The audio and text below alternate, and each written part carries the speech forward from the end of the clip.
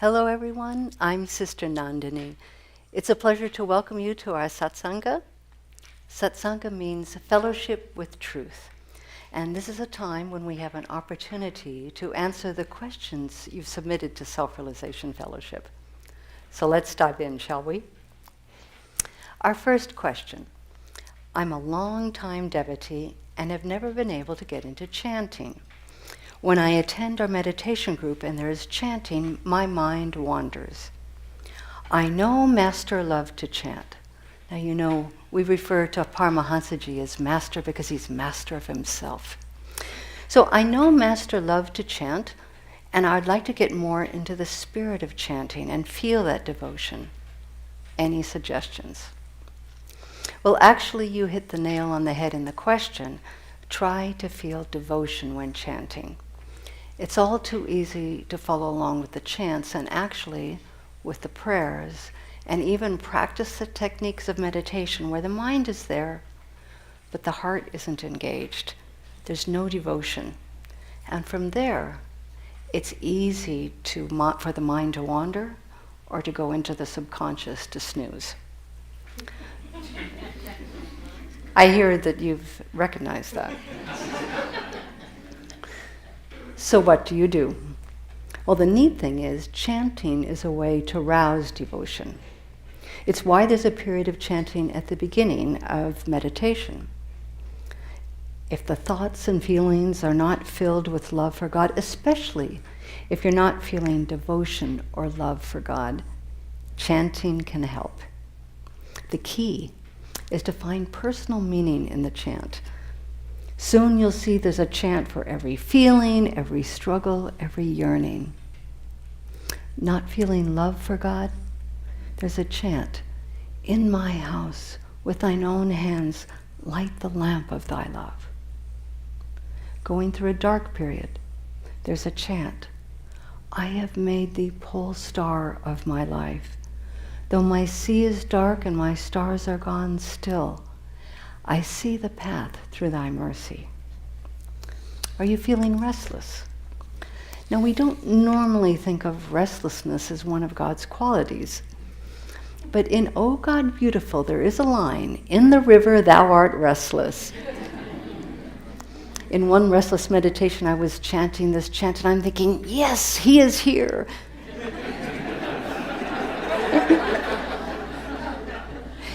You have to have a sense of humor about all the ups and downs in meditation. You know, meditation, the path of meditation is not a straight line. Peace, more joy, bliss, right? It's like this. It's a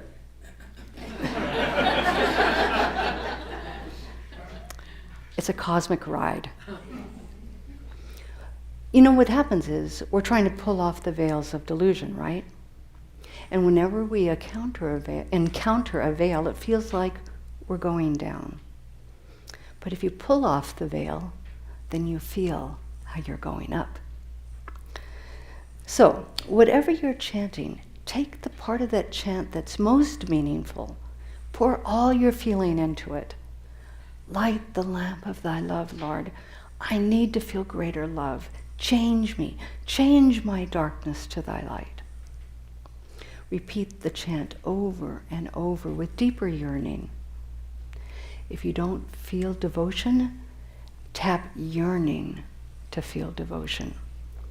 Yearning and wanting will draw you deeper into the chants for sure. Even if it's just to want devotion. But again, you can't rouse devotion for something that doesn't have much personal meaning. In the chant, Blue Lotus Feet, one line has two words, Divine Mother. This is a chance to cry from your heart to Divine Mother, to call her with all the yearning you can muster. Call her to come over and over. Divine Mother, come, Divine Mother. And then you can chant with the thought, Divine Mother is here. Divine Mother is here. You have to put your own meaning, your own feelings into the words. And then they come alive with the presence of God. So the more we repeat a chant, the more it goes into the subconscious, and then it comes back to your mind throughout the day. But when you feel deep peace or joy when chanting, then you've taken the chant from the conscious to the superconscious. When there is that blissful awareness in Además words, then you know you have drunk the flower from the drunk the nectar from the flower of that chant. And that's when the chant has the power to change you spiritually. And that's why Guruji said, chanting is half the battle in meditation. He said, when you use just words, they don't reach God. He said, I can say just 3 times with ever-increasing devotion, Father, expelling my breath entirely as I do so. And then, in the superconscious breathless state, merge in Him. Now that's not just a story about an avatar. That's for us to practice. Let's practice it right now. We're going to say 3 times with ever-increasing devotion, Father, expelling the breath each time. Father. Father. Father.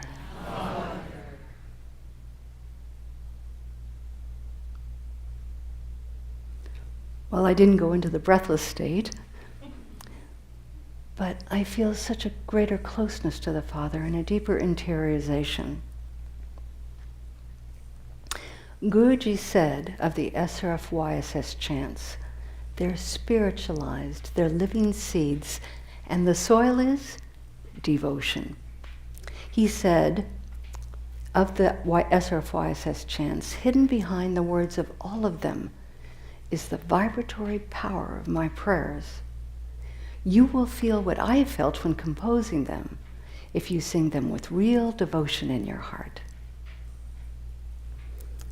To spiritualize a chant, Guruji said, sing it understandingly, with ever-increasing devotion, hours at a time, for weeks, until all its devotion is expressed and God responds to that soul call.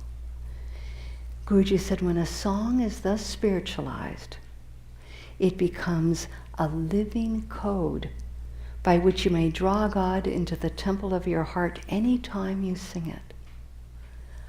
A living code by which you can draw God into the temple of your heart any time you sing it. This is from Sri Dayamata in the Cosmic Chants book. When one goes deeper and ever deeper into the realm of a single spiritual thought or realization, everything else fades into the background. She said, I remember one occasion in Encinitas while we were meditating with Gurudeva and Rajarsi. The Blessed Master was singing to Divine Mother, pouring out his heart to her. His love for the Mother and his joy lifted us into a rapturous state. My mind became so engrossed in longing for Divine Mother and her love that I entered a very deep, ecstatic state. Take note here. What put Dai Ma into ecstasy? Her mind was completely engrossed in longing for Divine Mother and her love. Longing is a very powerful devotional tool. When Ma went into ecstasy, Master stopped chanting. He touched her on the forehead and he turned to Rajarsi and he said, see, she's stolen my ecstasy. Dayama said, what a blessed experience. To touch that inner divine joy, we have to forget everything else when we chant or meditate. Whenever you take the name of Divine Mother, do not let it be just words to you. She said, lose yourself in the thought of her. By your concentration and devotion, make her a living reality in your consciousness. She's real to those who think her real, but far away, only a name or a vague mental concept to those whose call to her is mechanical.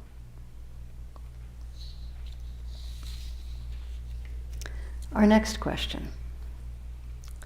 How can I free myself from the overwhelming heartache and dread of what my family, friends, co-workers, and even people in the news are saying and doing without losing empathy and compassion for them? They have very different thoughts than I do. What's worse, I'm a helper by nature, and any time I say anything to those close to me, you can imagine the response. Can you help me get the right perspective on this?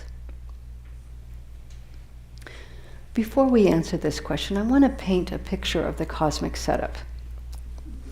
Guruji explains, just as fog hides the right road to a destination and causes the driver to go astray, mists of delusion obscure the wisdom path toward God. And what happens? Then we veer off into the ditches of endless desires and ignorance. But God has created deliberately within each one of us an eternal stamp of his own perfection. Giving in to temptation, bad habits, those things that pull us away from God, can eclipse that inner perfection of the soul for a while, but it can never destroy it. As soon as we remove the cloud of delusion, we find we've always been perfect, even as God is. And all the while that we're meandering, God sees each one of us as made in his image. No matter how heavenly sunk in delusion we may be, Guruji says, even a sinner of sinners can wash away the mud of ignorance and behold the hidden purity of the soul. We are eternally divine.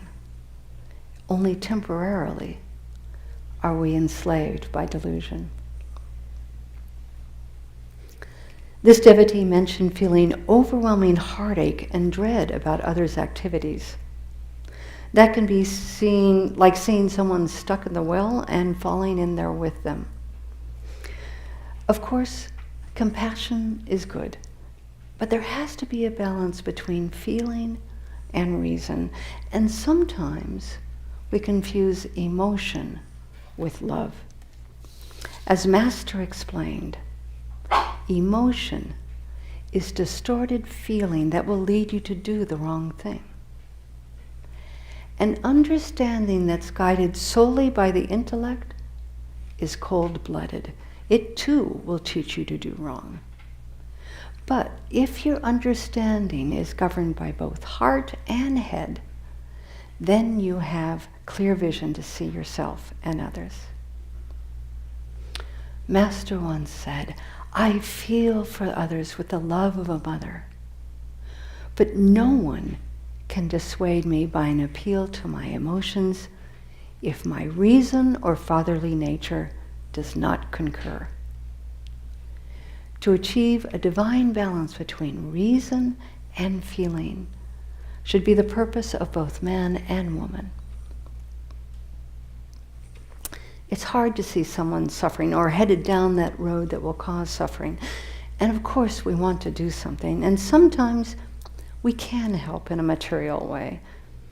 However, it seems this devotee may be trying to help others with advice, and it's not wanted. Guruji said, do not give advice where it's not wanted. If your suggestions are unwelcome, have the control to remain silent. Now that's more difficult in a family situation where your buttons are getting pushed, isn't it? But it's possible, no matter what frustrations or heartaches we're feeling inside, we can remain even-minded in speech, trying to understand the struggles others are going through. and simply give kindness. Guruji said, sincere, sweet words are nectar to thirsty souls. Kind words are in demand everywhere. They create happiness in enemies as well as friends, in societies, churches, business offices, everywhere. People are glad when a sweet-voiced, sincere friend appears. So 1, give kindness. And 2, place more trust in Master's love, and in God's love specifically. As we said, God is watching over each soul. His love for them and us is unconditional. We need to believe in that. We have to focus on that. God's unconditional love for each one. No matter the struggles that soul is facing or will be facing, they will get through it. They have to. There's only one way for us to go, and it's back to God. And all the while, His love for us is unconditional. So place more trust in God's love for that soul. And 3 is, place more trust in the power of prayer. Whenever we see someone is struggling or it seems they're going astray, we can give our spiritual support by surrounding them in God's light. Our prayers are the most powerful force in the world.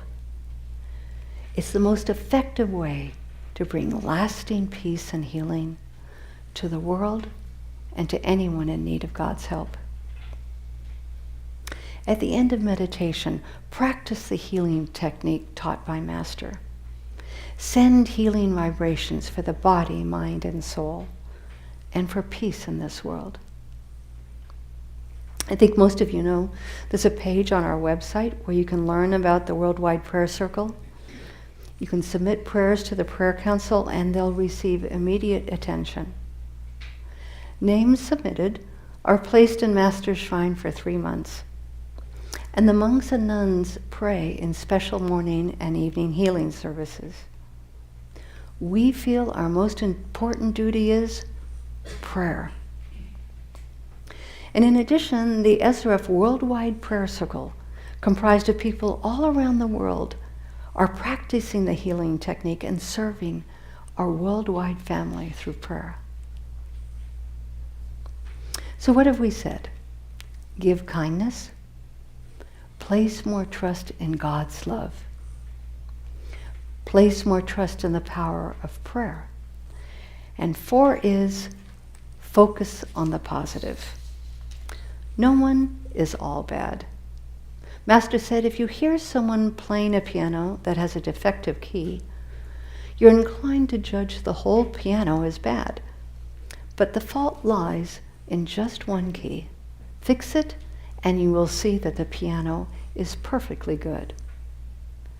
God lives within all His children, and we don't want to deny or belittle His existence in others.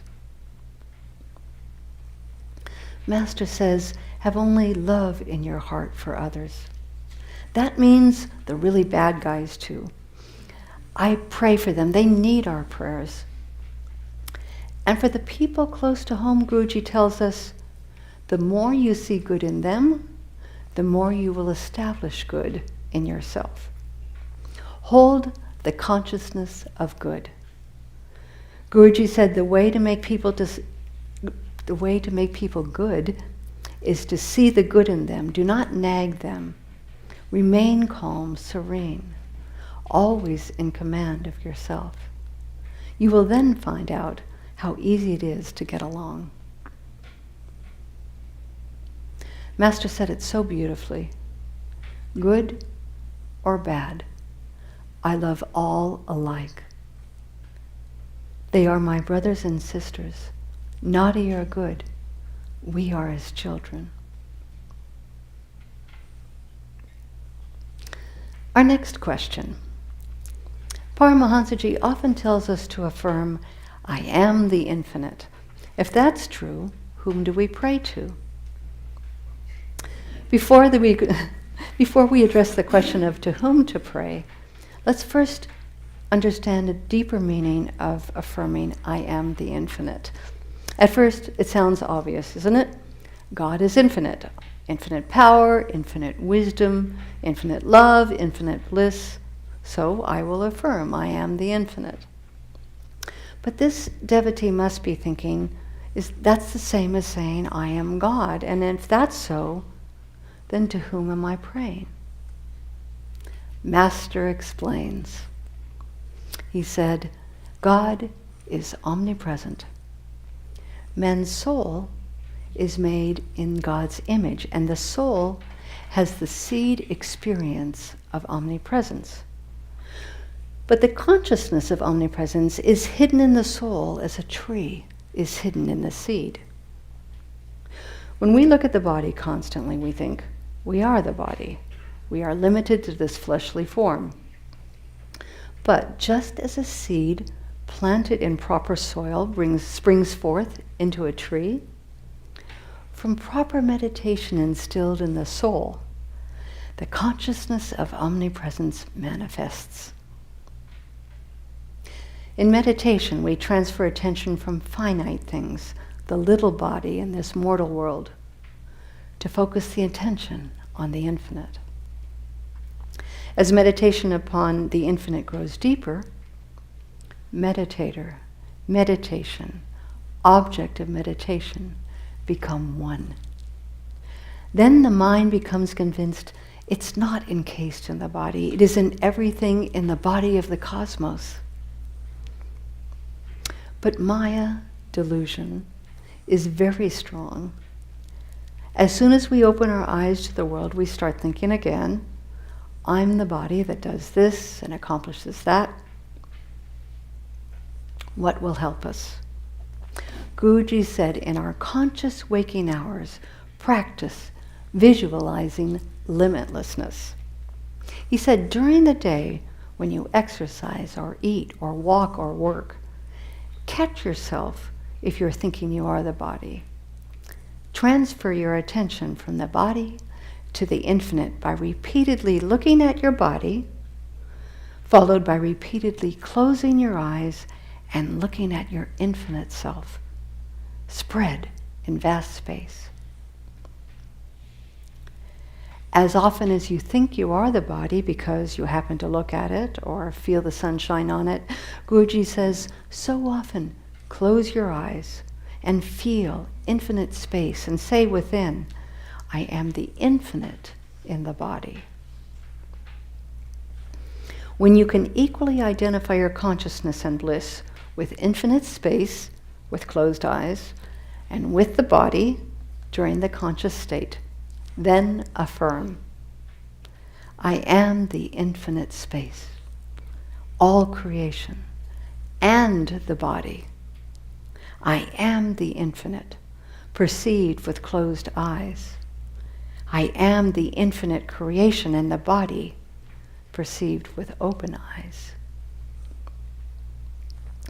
The more we think that way, the more our consciousness extends beyond human limitations of sickness and old age and death, beyond relations with just a few human beings, until eventually the devotee feels the whole cosmos is his home. As Master explains, the meditating saint is not in a negative state of stupor. He is aware of the fall of the sparrow, the thoughts of human beings, the birth of an atom. His consciousness is aware in every speck of space. As you are conscious of every part of your body, so he is conscious of everything in the universe. And in that state, there's no need for prayer. You've reached the goal of prayer. You have united your consciousness with spirit. But even if we're just beginning meditation, we can experience our soul nature, peace, love, wisdom, joy. And that's both a very personal experience and expanding beyond words. And that expansion into peace or bliss, it's just the beginning. So now you understand when we say, I am the infinite, we're not saying I'm God.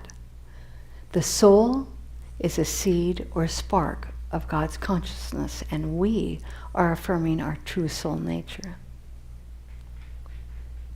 Of course, until we're fully united with God, there is this sense of separation. We feel the need to call on God. Even our own gurus, their lives are filled with prayer to God. So we can call on Infinite Spirit, or my beloved God, visualizing God in his infinite aspects. Or you can pray to God in a more personal aspect, Heavenly Father, Divine Mother, Friend, whatever helps you to feel closer to God. Spirit can inform his consciousness into any form the devotee holds dear. So you can pray to Krishna, or Christ, or the Guru. And I think you understand, it's not that God is limited to those forms. Rather, the great ones are like windows opening to infinite spirit. At different times, we'll feel closer to different aspects of God or to one of the gurus, and that's fine. God is in all. Just follow your heart when you pray, and keep on affirming, I am the infinite. Our next question. I suffer from GAD, generalized anxiety disorder, and I'm receiving professional help. But now that I'm on the path, I wonder in what ways Paramahansaji's teachings could help me in overcoming, or at least controlling this problem and maintaining my calmness.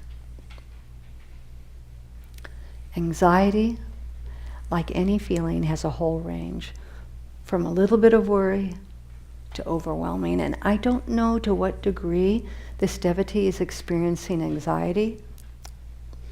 I understand a full-blown anxiety attack is awful. Actually, any feeling, fear, rage, sadness, pain, when it becomes overwhelming, it's awful. But I'm glad this devotee is receiving professional help. Please never feel that a true devotee should handle all problems just with Kriya and meditation. Until we've realized our oneness with God, Guruji always encouraged us to be practical. Seek the doctor's guidance for problems with the body, and the same would be true for mental and emotional difficulties. Now, when you have GAD, that means the anxiety is chronic. And when a problem is chronic, that adds a whole other layer to the test. When you've been struggling for months or maybe years, it can be exhausting, certainly discouraging. You wonder, when will it end? Will it end? Sometimes people think, what's wrong with me that I can't get over this? Master explains. Anxieties are awakened in the heart through the consciousness of pain. And fear is dependent on some prior experience where you learned to dread a repetition of that experience. It could be recent, it could be from childhood, it could be from past lives. But remember 3 things. Nothing comes to you that you don't have the strength to handle. And now is your opportunity to grow. What you're going through is an opportunity to grow. And 3, God and Guru are with you. You're not alone. They're here to help you. So what to do? First, yes, continue to follow the professional advice you've been given. And second, Master said, try to live a balanced life. Right food, proper exercise, fresh air and sunshine. And yes, Guruji gives many practical techniques to help calm the mind in the lessons and lectures. And the key principle for many of the techniques, you can use the breath and pranayama to calm unwanted emotions. Guruji said, quick or uneven breaths are an inevitable accompaniment of harmful emotional states. If you change the depth or the rhythm of the breath, you'll alter your thoughts and feelings. You can use a simple technique of deep breathing, for instance, the preliminary breathing exercise given in Lesson 1. Guruji said that technique is a practical way to modify our emotions. There's also the relaxation technique in Lesson 7. Guruji said it consciously induces both physical relaxation and mental calm. He said practice it whenever you suffer from any kind of overwhelming emotion. To practice the technique, you lie down on your back, arms loosely at your sides, and you exhale. And with double inhalation, you tense all the body parts from feet to head, and then vibrate with tension, holding for a count of 3. And then quickly relax and exhale. Remain still without the breath for as long as comfortable, feeling the peace of that complete relaxation. Then repeat that 2 more times to remove all tension. Then remain absolutely still for 5 minutes or longer. Enjoy the complete rest of total relaxation. And this is an excellent time to practice, have an extra practice of the Hong Sa technique. If you can't lie down, you can practice 3 times while standing and then remain completely still for a minute or so, and then go about your day. Another technique, of course, is the energization exercises. Guruji said they act as a healing balm for nervous afflictions and disorders. Lesson 59 gives 2 techniques.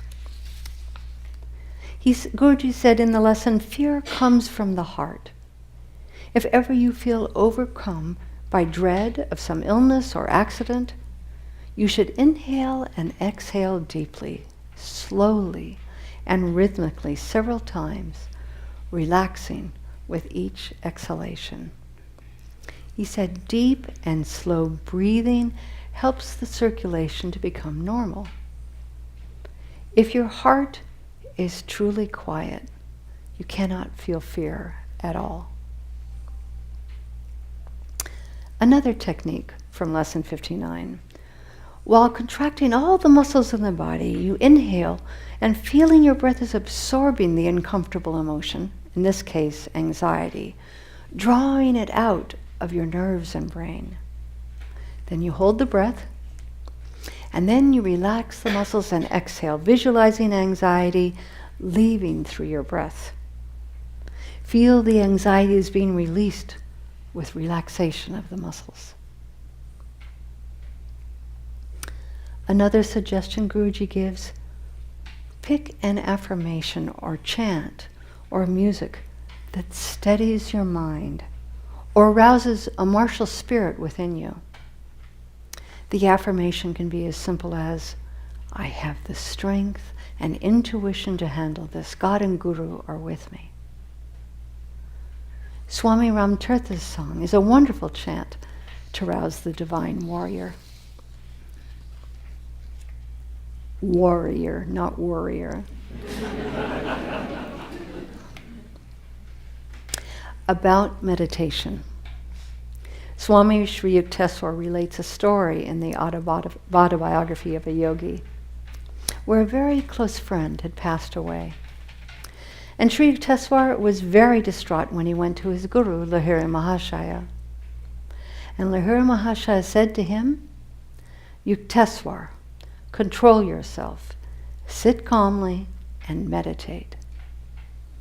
And then Lahiri Mahashaya retired into samadhi.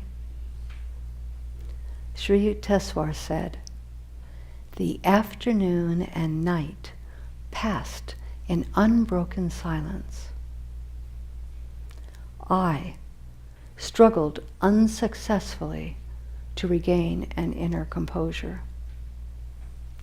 Even Sri Yukteswar, sitting at his guru's feet, who was in samadhi, couldn't feel peace at that moment. His heart was in such turmoil. It's very difficult to meditate when the mind is overcome with emotion. But the lesson here is Sri Yukteswar made the effort. If we all waited until we were feeling peace to begin meditation, we'd all be still sitting here waiting to begin meditation. So what do? We make a balanced effort. If you're not used to meditating or you're going through lots of difficulties, it's okay to have a shorter meditation. To help calm the mind, begin with the energization exercises, the preliminary breathing exercises, and as we said, the Hangsa technique helps to calm the breath and mind. But trust your intuition. You know what is best for you at this time. If there's doubt, seek the guidance from your professional. If you have questions about your meditation practice, you're welcome to email or call Mother Center. There's an addendum to Swami Sri Yukteswar's story. The next day, one day after his friend Rama had passed away, Lahiri Mahashaya miraculously raised Rama from the dead. So the other lesson in this story is, put your trust in the Guru.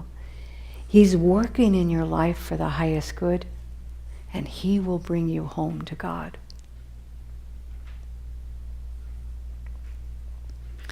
Our last question.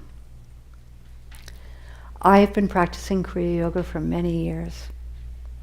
I felt deep blessings, peace, joy, even bliss and expansion in meditation.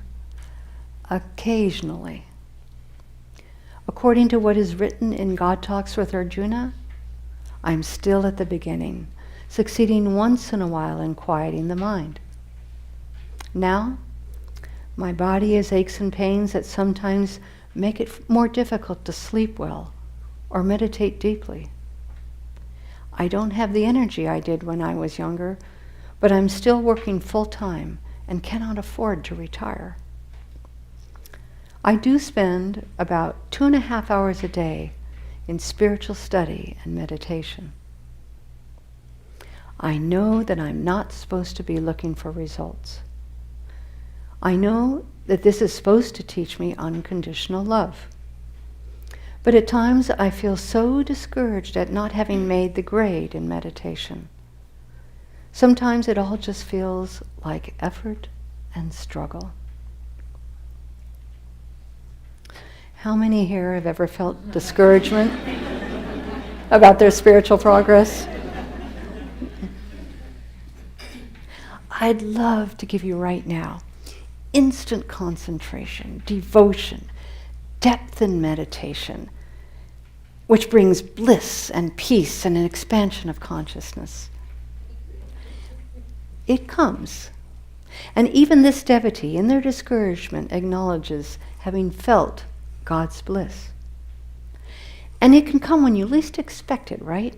It can even be outside of meditation, maybe after your meditation, walking to the parking lot, or some other time during the day. But occasionally it's just not enough. We yearn for unending joy. And that yearning is good. Sri Dayamata said the first requirement on the spiritual path is a sincere yearning for God. Without that yearning, it's impossible to know him. And so what do? Eyes are the prize, right? We marshal our willpower. Now those of you who know me know I love the image of the Kshatriya, the noble warrior who fights bad habits and restlessness, who persists despite the struggles, never gives up. But Maya is very tricky, because you know what? As soon as you put all your focus on the goal, what happens? We start comparing. The goal, bliss, with where I am now. And then what? We make more effort, right? And if we don't succeed in attaining our vision, we'll try harder. More concentration, more willpower, work harder. Master even said, we must always think that by applying constant effort, by properly following the right path, the right attitude, the right actions, we can make life beautiful. We can make life right. We can attain the highest goal of realization. By deep concentration on the path, and by taking those steps which lead us to our goal, we will definitely find self-realization. But even willpower and effort, as wonderful as it is, it can get twisted. You've heard the warning. We shouldn't strain in meditation. Don't strain for results. But that's exactly what happens when we focus too much on the goal. You know how that happens? Often it is because we forget to really trust in the experience of the here and now. We forget that in this present moment, whatever the struggles, the challenges, feelings, lack of feelings, experiences, lack of experiences, in that moment, that is our opportunity for spiritual growth. Brother Anandamoy said, the whole process, all the tests and trials, and all the difficulties we're going through, the whole path is nothing but a step-by-step procedure of our own purification until the self is gone, until the thought of self is gone, and there is you. You. When I first started on the path, I didn't like the thought of purification. It sounds uncomfortable, doesn't it? But what we're going through on this plane, it's not easy and it's not painless. And actually, when we accept life as a purification process, it gives meaning to the struggle. Not just to the big struggle of life, but to the in-the-moment challenge, whether you're having difficulties in meditation or moods or something else, stop. Take a moment to think and feel. God is here. Guru is here. I will tune in to their presence, their help. And remind yourself in this moment, as difficult as it may seem, I'm being purified. I'm moving toward God. See how different that is from, I know you're omnipresent, I don't feel anything, where are you? What's wrong with me that I can't do this? And you know, some devotees answer that question. You know what they say? I'm not a very good devotee. That is not an affirmation.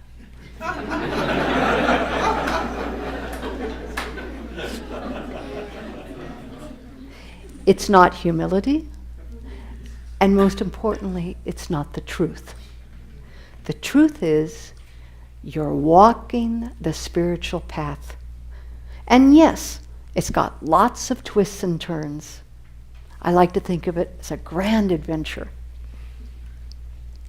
Master said we must always hold the thought that as eager as we are to reach the infinite goal, the first thing we must apply is patience. Does it mean we never feel despondent? Of course not. And Master understands. He wrote words to the music Liebeslied, and the piece is entitled Divine Love Sorrows, and it's in Songs of the Soul. The first lines are, I've been roaming, forsaken by thee, who's seen me groping, hardly ever answering. But the next lines of the chant show us the way. I shall be roaming, roaming, bursting all boundaries of heart, evermore moving toward thee, to thy vast unthrobbing heart. There's some very important truths in that chant. Even though we may not see it, as we make the spiritual effort, we are evermore moving toward God. And what's holding us back? It's not God's vast heart that has boundaries. It's our heart. But we can break out of our small-minded consciousness, which makes us feel separate from God, as we learn to open our heart, to love, to trust in God, to surrender. And how do we do that? Well, often it's by going through difficulties. Sri Dayamata used to say, when I'm going through a hard time, I think, my Lord, I'm progressing. So there's nothing wrong with having a hard time. It's our judgment about ourselves that's the problem. As soon as we accept, this is my next step, God and Guru are here, I will tune in to their help, it makes the burden so much lighter. Dayamataji said, do not burden the mind with undue concerns about signs of spiritual attainment. Life is racing past, carrying with it wonderful opportunities for our soul's unfoldment. It is for us to recognize them and to seize them. Life is racing past, carrying with it wonderful opportunity for our soul's unfoldment. It's for us to recognize them and to seize them.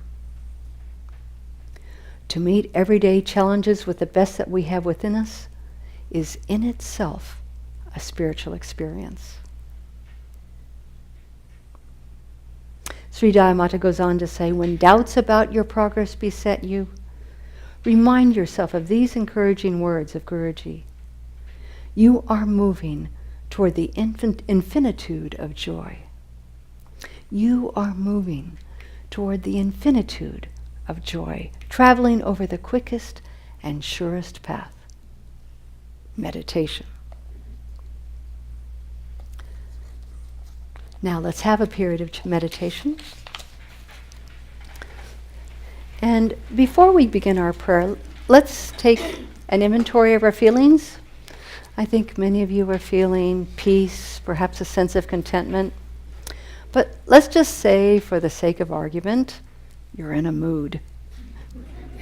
It's time for meditation, but pick the negative feeling. Anxiety, frustration, discouragement, grief. We're going to practice that exercise in lesson 59. Tense the body, and as you inhale, feel your breath is drawing all that uncomfortable emotion out of your nerves and brain. And then you hold the breath, relax and exhale, visualizing that emotion leaving your body through the breath. Once more, tense and inhale, feeling the emotion being absorbed by the breath. And relax and exhale, feeling that emotion is released with the breath. Now, let us pray. Heavenly Father, Mother, friend, beloved God, Jesus Christ, Bhagavan Krishna, Mahavatar Babaji, Lahiri Mahashai, Swami Sri Yukteswar, our Guru, Paramahansa Yogananda, saints of all religions, we bow to you all. Father, I do not want to offer a mechanical prayer to thee. I demand thy presence, for thou art my Father. I am thy child. Teach me to pray with thy love. And to demand with thy consciousness. Om. Peace. Amen.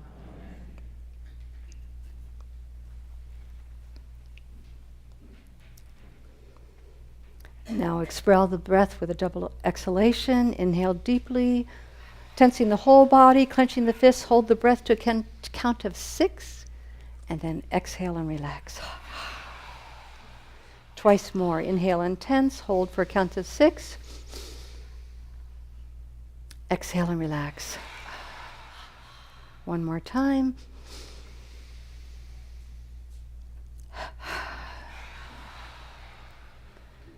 Now next, inhale slowly and deeply through the nostrils to a count of 20 or whatever is comfortable.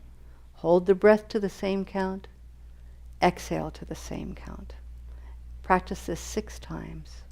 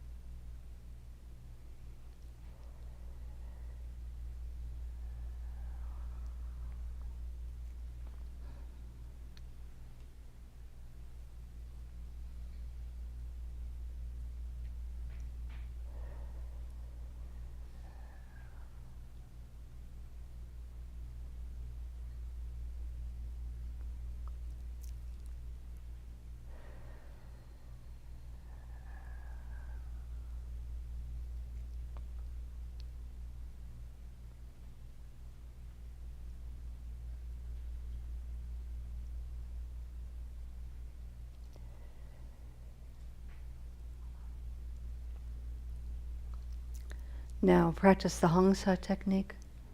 The eyes are lifted to the Christ center, the point between the eyebrows. If you don't know any meditation techniques, continue focusing the attention at the Christ center in a relaxed way.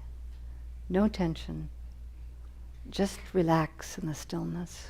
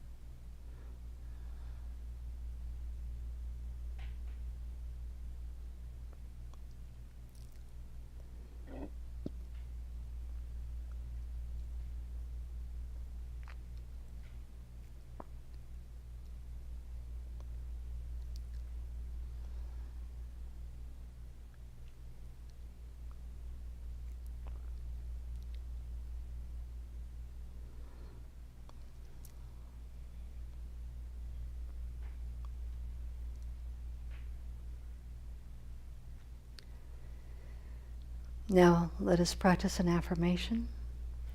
Please repeat after me with firmness, with deep concentration on the words. Guruji said, instill your words with soul force until at last you realize their meaning in every fiber of your being. Please repeat after me. I am the infinite. I am the infinite. I am his child. I am his child.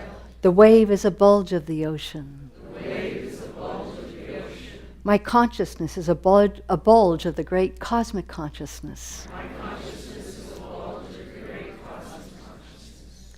I am afraid of nothing. I am afraid of nothing. I am spirit. I am spirit. I am the infinite. I am the infinite. I am his child. I am his child. The wave is a bulge of the ocean. The wave is a bulge of the ocean. My consciousness is a bulge of the great cosmic consciousness. My consciousness is a bulge of the great cosmic consciousness. I am afraid of nothing. I am afraid of nothing. I am spirit. I am spirit. I am the infinite. I am the infinite. I am his child. I am his child. The wave is a bulge of the ocean. The wave is a bulge of the ocean. My consciousness is a bulge of the great cosmic consciousness. My consciousness is a bulge of the great cosmic consciousness. I am afraid of nothing. I am afraid of nothing. I am spirit. I am spirit. I am the infinite. I am the infinite. I am his child. I am his child. The wave is a bulge of the ocean. The wave is a bulge of the ocean. My consciousness is a bulge of the great cosmic consciousness. My consciousness is a bulge of the great cosmic consciousness. I am afraid of nothing. I am afraid of nothing. I am spirit. I am spirit. I am the infinite. I am the infinite. I am his child. I am his child. The wave is a bulge of the ocean. The wave is a bulge of the ocean. My consciousness is a bulge of the great cosmic consciousness. My consciousness is a bulge of the great cosmic consciousness. I am afraid of nothing. I am afraid of nothing. I am spirit. I am spirit. Continue repeating mentally. I am the infinite. I am his child.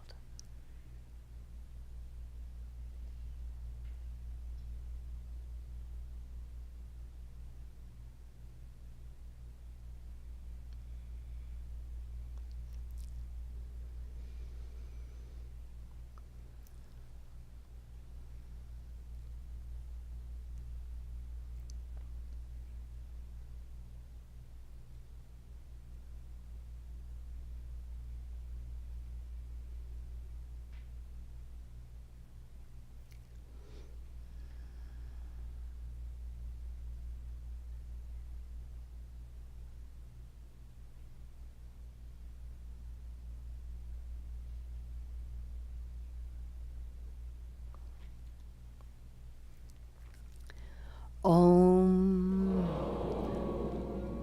Peace. Amen. May God and Gurus bless us all. Jai Guru.